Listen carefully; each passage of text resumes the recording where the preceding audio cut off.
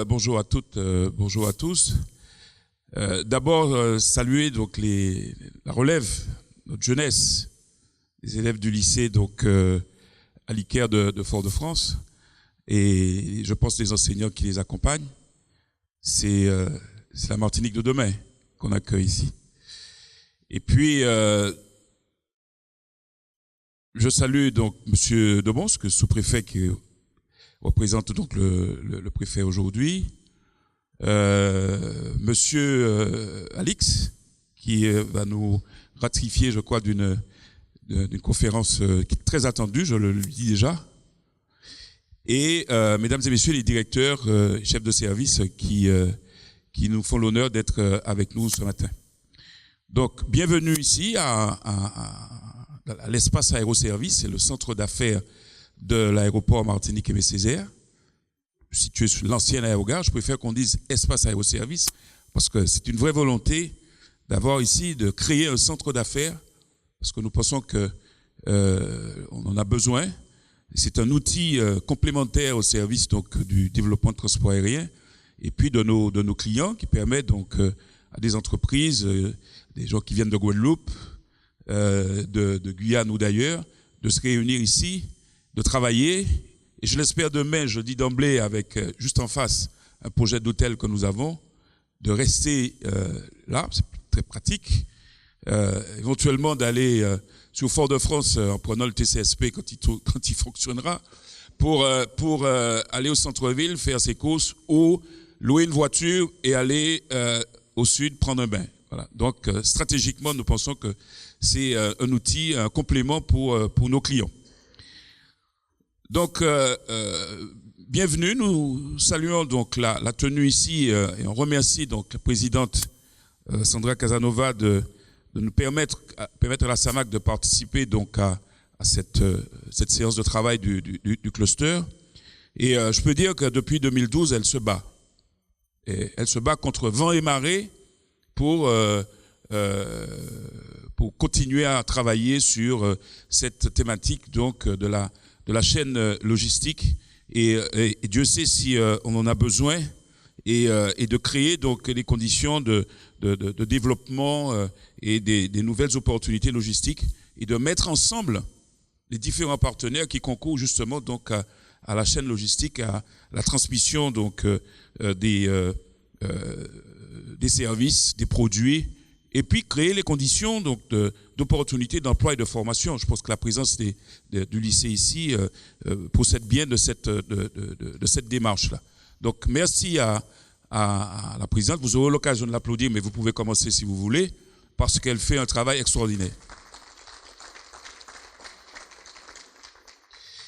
Donc merci de nous permettre de participer à cette manifestation donc, qui présente donc les enjeux commerciaux, logistiques, et puis le désenclavement de notre territoire.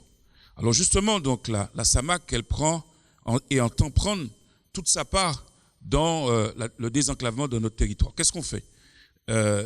Vous savez que notre objectif, l'objectif qu'on s'est fixé, c'est d'atteindre les 2 millions de passagers en 2020 et 2,5 millions en 2025. L'année dernière, on a fait 1,9 million. Donc on n'est pas loin. Et on a enclenché une dynamique. Alors on ne fait pas ça seul. On a enclenché une dynamique de développement depuis 2012, depuis que la société aéroportuaire a été créée, la société SAMAC. Après, évidemment, donc l'opérateur historique, la Chambre de commerce, de dynamiser le transport aérien et d'offrir la possibilité aux Martiniquais, comme nous dit notre slogan, c'est d'ouvrir le ciel de la Martinique au monde. C'est ce qu'on fait. Et je le dis, on ne le fait pas seul. C'est très important. On travaille beaucoup avec le comité martiniquais du tourisme, avec la collectivité, avec le Grand Port. Donc, je salue la présence du président du directoire, Jean-Rémy Villageois, pour offrir des possibilités donc, aux Martiniquais d'aller où ils veulent et de permettre à des touristes, à des visiteurs de venir en Martinique. Je crois que savoir que notre économie est basée en grande partie sur le développement, le développement touristique. Donc pour nous, le désenclavement, c'est un atout économique et touristique majeur de notre pays. Et c'est pour ça donc que nous travaillons activement à tenter de désenclaver le territoire. Donc qu'est-ce qu'on a fait depuis peu? On a travaillé beaucoup à convaincre, par exemple, Norwegian Airlines de venir en Martinique avec le résultat qu'on connaît. Ceci dans le cadre d'un accord aérien, parce que vous savez que le transport aérien est régi par des accords de transport aérien, des libertés et des accords de pays à pays. Alors dans le cadre du marché, de l'open sky, le marché ouvert, le ciel ouvert entre l'Europe et les États-Unis, on a saisi l'opportunité de demander à Norvégiens de venir donc chez nous au départ des États-Unis. Donc ils ont commencé par venir de Boston, de Washington et de New York. Ensuite, comme ce sont des gens qui font du business, ça ne fonctionnait pas bien sur Boston et Washington. Ils ont changé leur orientation. Ils ont mis une destination Providence, qui est un terrain qui est entre Boston et Washington. Et ils ont rajouté Fort Lauderdale. Donc ça fonctionne bien. Et nous souhaitions d'ailleurs qu'ils poursuivent au moins jusqu'à juillet-août. Parce qu'il y a beaucoup de Martiniquais qui aimeraient aller à New York pendant les grandes vacances. Ils butent, ils ont envie de le faire. Ils butent sur un problème de flotte, de nombre d'avions, parce qu'ils ont des engagements très forts donc en Europe, et ils sont obligés de retourner. Ils sont ici entre octobre, mars, avril, et ils sont obligés de retourner donc en Europe, et notamment en Europe du Nord, pendant la période, l'autre partie de l'année. Donc néanmoins, ils nous font confiance, ça fait la 3e année, et ils sont vraiment partants pour poursuivre. D'ailleurs, cette année, ils recommencent depuis à partir d'octobre. Donc c'est un exemple. L'autre exemple que je cite, c'est le travail qu'on a fait donc avec le Grand Port, c'est de convaincre la compagnie MSC de baser un bateau chez nous. Donc là, on travaille donc en étroite collaboration avec le port et le CMT. Ça nous amène quoi? Ça nous amène des visiteurs du Brésil, d'Italie, d'Allemagne et d'Europe. Donc c'est une occasion, une possibilité également de développer donc le tourisme chez nous.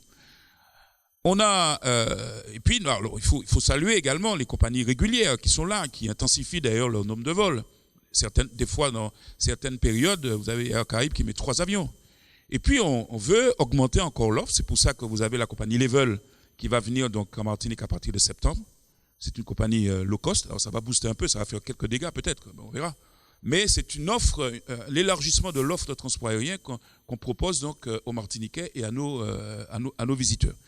Alors, on ne va pas en rester là parce qu'on veut, je vais dire aujourd'hui, le marché américain est assez bien desservi. Entre Air France qui va à Miami, American Airlines qui va à Miami, Norwegian, je l'ai dit, le Canada avec Air Canada et Air Transat, on pense qu'on a une bonne offre sur le marché américain au sens large, même si on souhaiterait que ça continue un peu plus.